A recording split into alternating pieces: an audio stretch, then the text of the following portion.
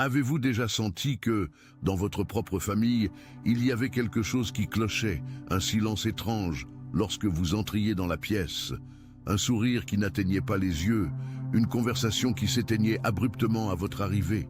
Si vous regardez cette vidéo maintenant, c'est parce que vous avez vécu cela, et je dois vous dire une chose qui va changer la façon dont vous voyez tout ce que vous avez traversé. Ce qu'ils vous ont fait n'était pas un rejet, c'était de la peur.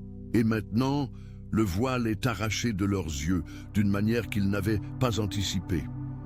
Restez avec moi jusqu'au bout de cette vidéo, car ce que je vais révéler ici est quelque chose que la plupart des gens n'ont pas le courage de dire, et vous avez besoin d'entendre cela. Avant de continuer, si vous n'êtes pas encore inscrit à cette chaîne, faites-le maintenant. Appuyez sur le bouton d'inscription et activez la notification. Le contenu que nous partageons ici est destiné aux personnes traversant une transformation profonde. Et vous êtes clairement une de celles-là. Nous commençons par le commencement. Pas celui de votre douleur, mais celui de votre identité. Il existe un schéma qui se répète dans des milliers de familles françaises. Et vous reconnaissez peut-être ce schéma maintenant même tandis que je parle. Il y a une personne dans la famille qui est différente. Pas différente dans le sens problématique, différente dans le sens plus sensible, plus intense, plus consciente. Cette personne sent ce que les autres feignent de ne pas sentir. Elle voit les dynamiques que les autres préfèrent ignorer. Elle pose les questions que personne ne veut répondre. Et parce que tout cela, cette personne devient la cible. Vous avez été cette cible. Pas parce que vous étiez le problème, mais parce que vous étiez le miroir. Et une famille qui porte de l'ombre ne supporte pas le miroir. Pensez avec moi un instant. Souvenez-vous de cette fois où vous avez essayé de parler de quelque chose sérieux, une blessure, une injustice, un schéma qui vous faisait souffrir. Et vous avez été appelé exagéré, trop sensible, celui qui créait toujours des problèmes là où il n'y en avait pas. Cette invalidation systématique a un nom en psychologie. On l'appelle le gaslighting familial. C'est quand un groupe de personnes, souvent inconsciemment, attention, vous devez vous préparer maintenant. J'ai préparé un contenu exclusif pour ceux qui sentent qu'ils ont été mis à part pour quelque chose de plus grand, mais vivent entourés de bruit, de distractions et de surcharge mentale. C'est un parcours de 30 jours qui va transformer votre vie. Un chemin guidé pour blinder votre esprit et vous préparer à ce qui vient avec des pratiques quotidiennes de focus, de limites et de discipline. Également disponible en version audio immersive. Plus de 10 000 lecteurs ont déjà transformé leur vie grâce au parcours de 30 jours. Des milliers de personnes ont déjà commencé cette transformation. Des gens comme vous, qui en avaient assez de vivre dans le brouillard. Des personnes ordinaires qui ont décidé de ne plus accepter le chaos mental. Profitez de cette offre à durée limitée, uniquement ce mois-ci. Accédez à votre lien juste en dessous, dans le commentaire épinglé. Conspire pour vous faire douter de votre propre perception de la réalité. Et le pire, cela fonctionne. Pour des années, peut-être des décennies, vous avez cru que le problème était vous. Mais aujourd'hui, ce voile va tomber. Ce qu'est le bouc émissaire spirituel, dans le livre du Lévitique, dans l'Ancien Testament, il existait un rituel appelé le jour du pardon, le Yom Kippour. Le grand prêtre prenait un bouc vivant, plaçait ses mains sur la tête de l'animal et confessait sur lui tous les péchés, toutes les iniquités, toutes les transgressions du peuple d'Israël. Après, ce bouc était envoyé dans le désert, portant sur ses épaules le poids spirituel d'une nation entière. Cet animal n'avait rien fait de mal. Il n'était pas le coupable. Il était simplement celui choisi pour porter ce que les autres ne voulaient pas affronter. Vous avez été ce bouc. Votre famille, sans percevoir ce qu'elle faisait, ou peut-être le percevant au fond, a projeté sur vous des décennies de traumas non résolus, de rancœurs avalées, d'envie cultivée dans le silence, de honte qui n'a jamais été nommée. Vous avez devenu le réceptacle de tout ce qu'ils n'avaient pas le courage de regarder en eux-mêmes. Savez-vous pourquoi ils ont choisi vous? Parce que vous sentiez parce que vous étiez assez grand pour porter, parce qu'il y avait quelque chose en vous, une profondeur, une sensibilité, une lumière qui attirait autant l'adoration que l'attaque. La lumière attire toujours l'ombre, pas parce que la lumière est faible, mais parce que l'ombre ne peut rester indifférente à elle. Et voici la partie qui va vous saisir. Ils ne vous ont pas persécuté malgré votre onction. Ils vous ont persécuté à cause d'elle. Les réunions secrètes auxquelles vous n'avez jamais été invité. Vous souvenez-vous de ces conversations qui s'arrêtaient quand vous approchiez? De cette sensation physique dans l'estomac, presque comme une nausée, qu'ils parlaient de vous? De la façon dont le groupe fermait les rangs quand vous tentiez de vous rapprocher? Ces réunions ont eu lieu. Vous n'avez plus besoin de feindre qu'elles n'ont pas eu lieu pour protéger la santé émotionnelle de ceux qui vous ont fait cela. Ils se réunissaient, ils prononcèrent votre nom, ils construisaient des narrations, ils combinaient des histoires, ils créaient une version de vous qui justifiait le traitement qu'ils vous donnaient. Car, au fond, aucun être humain peut maltraiter une autre personne sans d'abord se convaincre lui-même que cette personne mérite le mauvais traitement. Ceci a un nom. En psychologie sociale, on l'appelle la déshumanisation sélective. C'est le mécanisme qui permet aux personnes qui se considèrent bonnes, même religieuses, de faire des choses cruelles à quelqu'un qu'ils aimaient ou devraient aimer. Ils devaient vous transformer en un problème pour pouvoir vous traiter comme un problème. Et la stratégie a fonctionné pendant un temps. Pas avec vous. Vous ne vous êtes jamais complètement convaincu de cela. C'est pourquoi vous êtes ici maintenant. Mais cela a fonctionné avec les spectateurs, avec ceux qui restaient à la périphérie, sans prendre parti, mais sans vous défendre aussi, avec ceux qui vous souriaient en face et acquiesçaient à la narration derrière votre dos. Mais voici ce qu'ils n'ont pas calculé. Chaque parole prononcée contre vous a été enregistrée, pas par moi, pas par un être humain, par une instance beaucoup plus grande que nulle conspiration familiale. La main qui se retire. Il existe un principe spirituel que peu comprennent, mais que ceux qui l'ont vécu dans leur chair savent réel. Il y a des moments où Dieu retire la main de la grâce qui couvrait l'obscurité dans les cœurs des gens et permet que leur vérité soit exposée. Ce n'est pas une punition immédiate dans le sens que nous imaginons habituellement, un éclair du ciel, une tragédie dramatique. C'est quelque chose beaucoup plus profond et beaucoup plus terrifiant pour ceux qui vivent. C'est le miroir interne devenant impossible à ignorer. Soudain, ces personnes qui conspiraient avec tant de naturel commencent à sentir le poids de ce qu'ils ont fait.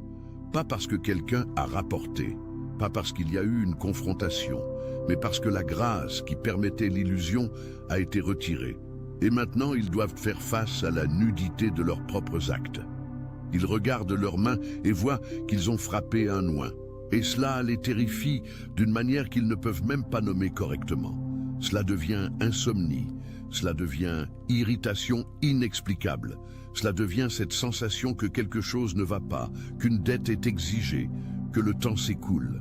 Vous avez peut-être perçu des changements de comportement chez ces personnes, peut-être une froideur différente, peut-être un éloignement soudain, peut-être même des tentatives de rapprochement qui semblent étranges, sans explication apparente. Ces changements ne sont pas une coïncidence, c'est la terreur spirituelle de ceux qui ont perçu, trop tard, qu'ils se battaient contre le Seigneur. Pourquoi vous étiez la cible depuis le début? Je veux vous poser une question directe. Pourquoi vous? Dans une famille, pourquoi le rôle du bouc émissaire tombe toujours sur une personne spécifique? La réponse à deux niveaux. Un psychologique et un spirituel, et les deux sont également réels.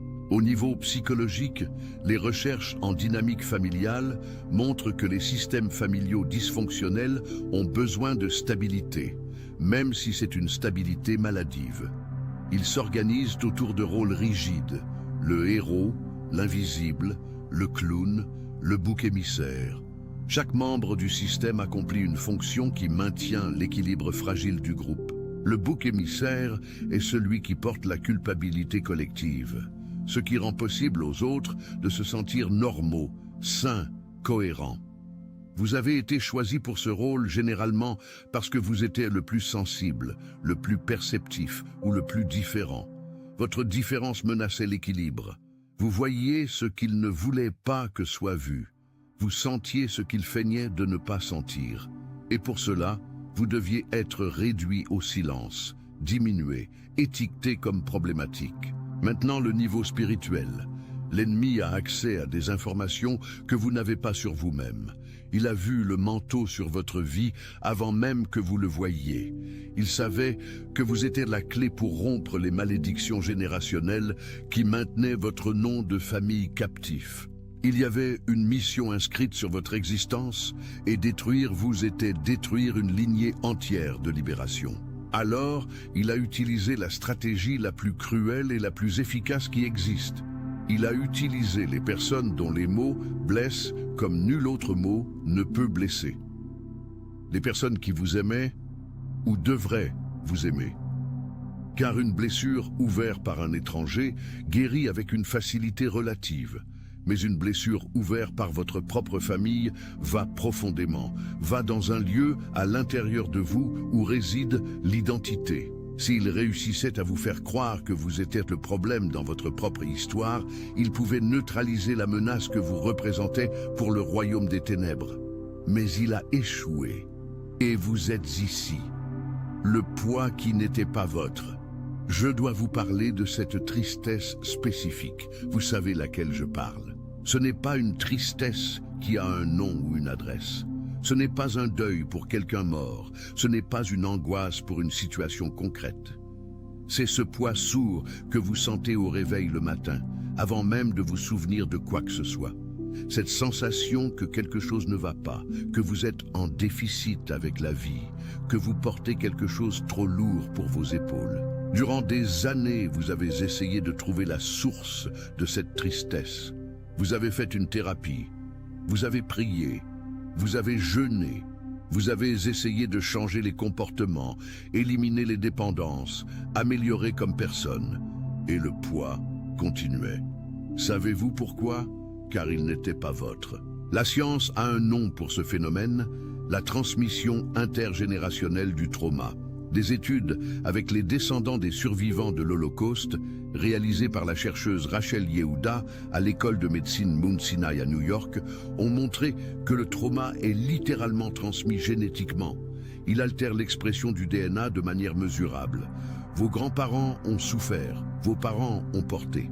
Et vous êtes né avec la mémoire cellulaire de leur souffrance, inscrite dans votre corps. Mais il y a quelque chose au-delà de la biologie.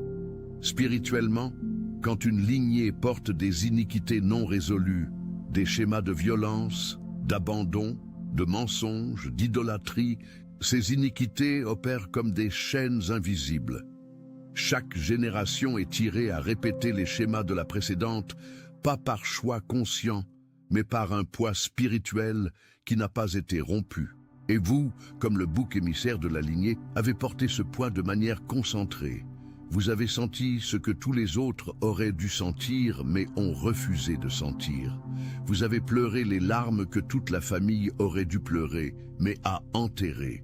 Vous avez été le point de collecte de la souffrance générationnelle. Cela était exhaustif.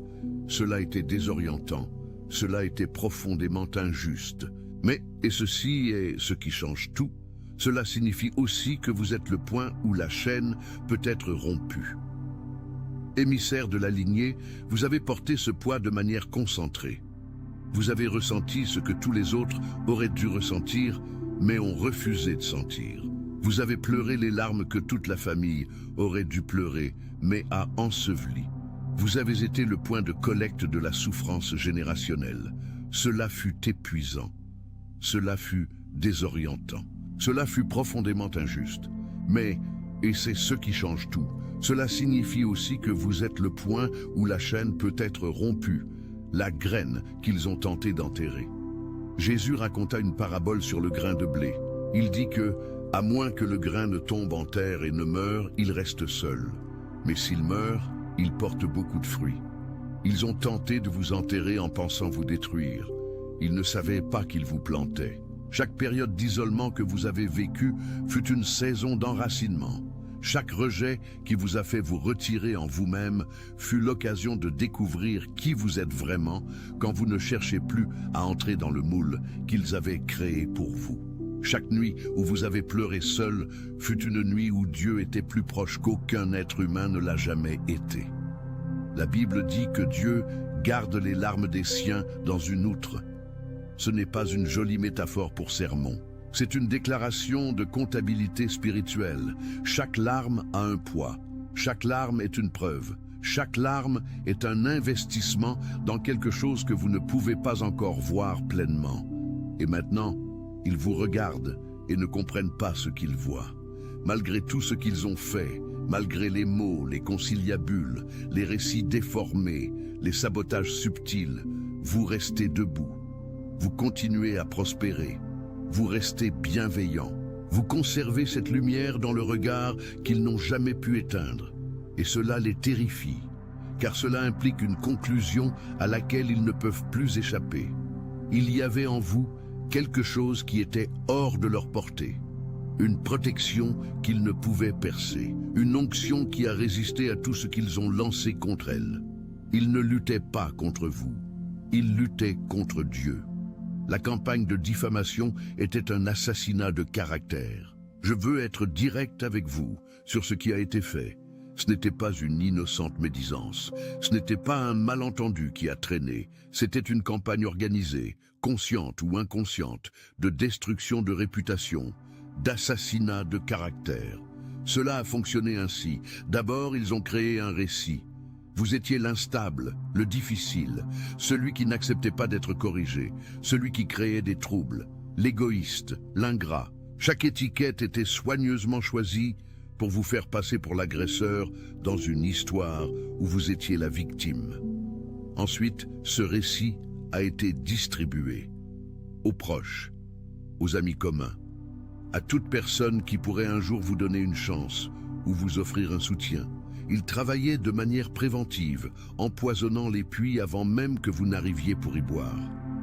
Vous arriviez dans de nouveaux lieux et il y avait une froideur inexplicable. Vous tentiez de créer des liens et rencontriez des résistances qui n'avaient pas de sens. Vous vous demandiez ce que vous aviez fait de mal, ce qui clochait en vous pour repousser ainsi les gens. Rien. Vous arriviez après eux. C'est ce que la Bible appelle une arme forgée contre vous. Et la promesse n'est pas que l'arme ne serait pas forgée, c'est qu'elle ne prospérerait pas. Mais pour qu'elle ne prospère pas, il fallait d'abord qu'elle soit forgée. L'attaque devait avoir lieu pour que la protection soit démontrée. Chaque fois qu'ils ont lancé une parole contre vous et qu'elle ne vous a pas détruit, ce fut une preuve de plus du manteau sur votre vie. Chaque fois que vous auriez dû vous effondrer et que vous ne l'avez pas fait, ce fut une preuve supplémentaire qu'il y avait quelque chose de plus grand que vous-même qui soutenait votre existence. Leur silence maintenant. Avez-vous remarqué que quelque chose a changé ? Que le bruit qu'ils faisaient, l'agitation, les provocations, les tentatives de vous déstabiliser, s'est fait plus silencieux ? Que certaines personnes qui autrefois avaient beaucoup à dire sur vous évitent maintenant votre regard? Ce silence n'est pas de l'indifférence, c'est de la terreur. Il y a un moment décrit dans le livre de la Genèse qui m'impressionne à chaque lecture. C'est le moment où les frères de Joseph, qui l'avaient vendu comme esclave, qui avaient fait croire à leur père qu'il était mort, qui avaient détruit la vie de leur frère par pure jalousie, se retrouvent face à lui en Égypte, devenu gouverneur, avec pouvoir de vie et de mort sur eux. La Bible dit qu'ils étaient terrifiés devant lui. Ils ne pouvaient parler, ils ne pouvaient bouger. Toute l'arrogance, toute la cruauté, toute la certitude qu'ils avaient de bien faire, tout s'est évaporé au moment où ils ont dû affronter le visage de celui qu'ils avaient tenté de détruire. Et Joseph, remarquez le détail, pleura, non de colère, non par désir de vengeance, mais parce qu'il voyait avec clarté, peut-être pour la première fois dans toute son ampleur, le plan de Dieu qui s'était opéré à travers toute cette douleur. Vous approchez de votre moment, Joseph, et il commence déjà à le sentir. Que faire de cette révélation? Maintenant, je dois vous dire quelque chose qui peut être difficile à entendre, mais qui est absolument nécessaire. Ce que vous faites de cette révélation déterminera si vous montez au niveau suivant ou si vous restez bloqué à celui-ci. La tentation sera la vengeance. Ce sera d'exposer. Ce sera de leur faire ressentir ce que vous avez ressenti. Et je comprends cette tentation.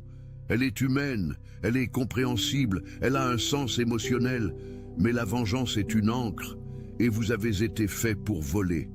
Joseph aurait pu utiliser le pouvoir qu'il avait pour détruire ses frères. Il aurait pu être cruel comme il l'avait été. Mais il savait une chose qui l'a libéré, lui et toute sa famille. Ce que les hommes ont projeté pour le mal, Dieu l'a utilisé pour le bien. Quand vous réalisez que la persécution elle-même fut l'instrument de votre croissance, quand vous comprenez que chaque coup qu'ils ont porté a servi à vous approfondir plutôt qu'à vous détruire, la colère commence à se transformer en quelque chose d'autre. Non en indifférence, ce serait malhonnête, mais en une compassion étrange. Car vous les regardez et vous voyez des personnes qui ont sacrifié la bonté en échange de quoi? De maintenir un système familial dysfonctionnel, de ne pas avoir à grandir, de ne pas avoir à changer. Et vous, vous êtes parti, vous avez grandi, vous avez changé. Et maintenant, vous portez la liberté qu'ils ont choisi de ne pas avoir. Ce n'est pas une raison d'orgueil au sens arrogant. C'est une raison de gratitude et de responsabilité, bénédiction et malédiction générationnelle. Vous n'êtes pas ici seulement pour vous, il faut que vous compreniez l'ampleur de ce qui se passe. Quand une personne dans une lignée décide de s'arrêter, de regarder les schémas qui se répètent depuis des générations et de dire « cela s'arrête avec moi », l'effet spirituel est immense. Les études en épigénétique montrent que la guérison, elle aussi, est transmissible. Quand vous résolvez le traumatisme, quand vous le nommez, quand vous cherchez du soutien, quand vous travaillez activement à ne pas reproduire ce qui vous a été fait, vous modifiez littéralement le code qui sera transmis aux générations suivantes. Vos enfants, vos petits-enfants, les personnes qui ne sont pas encore nées récolteront les fruits de ce que vous faites maintenant. Spirituellement, la Bible parle de bénédictions qui atteignent jusqu'à 1000 générations de ceux qui aiment Dieu et gardent ses commandements. 1000 générations. Alors que les fautes atteignent jusqu'à la 3e et 4e génération, les bénédictions ont une portée incomparablement plus grande. Vous êtes utilisés pour rediriger le destin d'une lignée entière. Ce qu'ils ont lancé pour vous détruire fut exactement ce qui a accéléré le processus de transformation qui libérera ceux qui viendront après vous. Cela est plus grand que la douleur que vous avez ressentie. Cela ne minimise pas la douleur. La douleur fut réelle, injuste, profonde, mais cela place la douleur dans un contexte qui lui donne un sens. Et le sens est ce qui transforme la souffrance en destinée, l'huile qui ne sort que sous la pression. Il y a une image que je veux que vous gardiez avec vous, l'olive. Vous savez que l'huile d'olive n'existe que parce que l'olive est pressée? Elle ne libère pas son huile volontairement. Elle doit être écrasée. Le processus est violent, invasif. Il extrait du fruit tout ce qu'il a de plus précieux. Mais sans la pression, pas d'huile. Et sans l'huile, pas de lumière. Dans l'Antiquité, c'était l'huile qui alimentait les lampes des temples. Loin, celui sur qui repose l'onction, en hébreu Mashiach, tire son nom de cette image. Loin est celui qui a traversé le processus d'être pressé et dont l'huile sacrée a été extraite. Vous avez été pressé. Cette famille qui aurait dû être votre lieu sûr fut, paradoxalement, le pressoir qui a extrait de vous une huile qui brille maintenant. Chaque rejet a serré un peu plus. Chaque trahison a pressé un peu plus profondément. Et tout ce qui était superflu, tout ce qui était performance, tout ce que vous gardiez seulement pour plaire ou vous intégrer, est sorti sous cette pression, jusqu'à ce qu'il ne reste que l'essentiel. Qui vous êtes vraiment? Et qui vous êtes vraiment? Ils ne peuvent l'effacer. Ils ont essayé et n'ont pas réussi. Ils essaieront encore, car la peur ne disparaît pas du jour au lendemain. Et ils n'y parviendront pas. Non parce que vous seriez invincible au sens humain, mais parce que ce qu'il y a en vous n'est pas seulement à vous. Pour celui qui est au milieu de la pression maintenant, je veux parler directement à celui qui est au milieu de cela en ce moment. Qui est encore dans le cycle, Qui habite encore près de ceux qui l'ont blessé, ou doit encore s'asseoir à la même table à Noël, ou n'a pas encore pu mettre la distance que son cœur sait nécessaire. Vous n'êtes pas en retard. Il n'y a pas de délai pour votre libération. Joseph est resté 13 ans dans le processus, de la vente par ses frères jusqu'à devenir gouverneur d'Égypte. 13 ans, esclavage, emprisonnement injuste, oubli, promesses non tenues par ceux qui l'avaient aidé. Et la 13e année, en un seul jour, tout a changé. Dieu ne travaille pas à votre rythme. Il travaille au moment opportun. Et le moment opportun, c'est celui où vous êtes assez formé pour soutenir la bénédiction sans être détruit par elle. En attendant que ce jour arrive, faites une chose. Protégez votre perception. Ne laissez pas leur récit devenir votre récit. N'acceptez pas les étiquettes. N'intériorisez pas les accusations. Vous savez ce qui est vrai sur vous dans vos moments les plus calmes, les plus honnêtes, les plus seuls avec Dieu. Accrochez-vous à cette vérité comme si votre vie en dépendait, car elle en dépend. Cherchez un soutien thérapeutique si vous n'en avez pas. Le traumatisme familial nécessite un accompagnement. Il n'y a pas de spiritualité qui remplace le travail de démêler les nœuds créés en vous depuis l'enfance. Les deux chemins, le spirituel et le psychologique, ne sont pas concurrents, ils sont partenaires. Et trouvez votre communauté. Les élus sont souvent solitaires longtemps parce qu'ils ont appris que la proximité signifie danger. Mais il y a des personnes qui ont été forgées comme vous, qui comprennent le langage de la pression et de l'huile, qui reconnaîtront ce que vous portez sans avoir besoin d'explications. Ils existent. Continuez d'avancer et vous les rencontrerez. Il y a une scène dans le Nouveau Testament qui m'arrête à chaque fois que je la lis. C'est le baptême de Jésus. Il entre dans l'eau, Jean-Baptiste le baptise, et lorsqu'il en sort, les cieux s'ouvrent, et une voix dit « Celui-ci est mon Fils bien-aimé, en qui j'ai mis toute mon affection. » Avant tout miracle, avant tout sermon, avant toute guérison, avant toute confrontation avec les pharisiens ou démonstration de puissance, avant tout cela, une déclaration d'identité et d'amour. Toi qui regardes cette vidéo, toi qu'on a traité de problèmes, de trop sensibles, de brebis noires, de troubles faits, tu as besoin d'entendre quelque chose qui vient d'un lieu plus profond qu'aucune voix humaine n'a jamais atteint.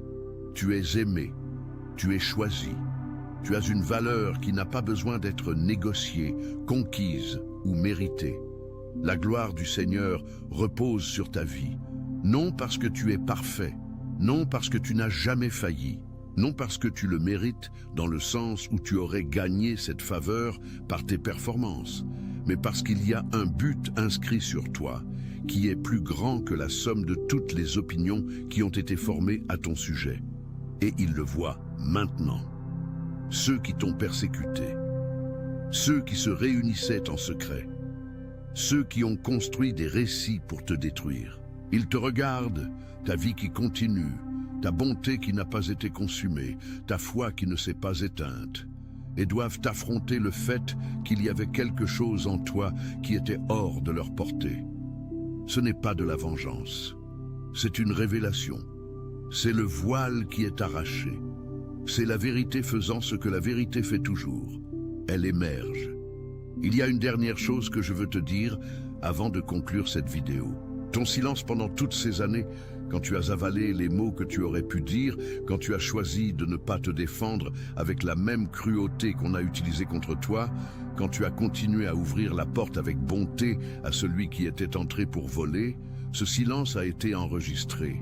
Ce n'était pas de la faiblesse, c'était un témoignage. La Bible dit que Jésus, face à ses accusateurs, est resté silencieux. Et le texte dit que le gouverneur en fut très étonné. Car le silence, face à une fausse accusation, quand on a les moyens de se défendre, est une forme de puissance que le monde ne parvient pas à catégoriser. Ton silence a parlé plus fort que toute défense. Ton silence a été la preuve la plus éloquente qu'il y avait quelque chose de différent en toi, quelque chose qui n'avait pas besoin de se prouver, quelque chose qui savait que la vérité aurait son temps. Ce temps est venu. Continue de marcher. Continue de grandir, Continue d'être oint exactement comme tu es, avec la sensibilité qu'ils ont appelée faiblesse. Attention, vous devez vous préparer maintenant. J'ai préparé un contenu exclusif pour ceux qui sentent qu'ils ont été mis à part pour quelque chose de plus grand, mais vivent entourés de bruit, de distractions et de surcharge mentale. C'est un parcours de 30 jours qui va transformer votre vie, un chemin guidé pour blinder votre esprit et vous préparer à ce qui vient, avec des pratiques quotidiennes de focus, de limites et de discipline, également disponibles en version audio immersive. Plus de 10 000 lecteurs ont déjà transformé leur vie grâce au parcours de 30 jours. Des milliers de personnes ont déjà commencé cette transformation. Des gens comme vous, qui en avaient assez de vivre dans le brouillard. Des personnes ordinaires qui ont décidé de ne plus accepter le chaos mental. Profitez de cette offre à durée limitée, uniquement ce mois-ci. Accédez à votre lien juste en dessous, dans le commentaire épinglé.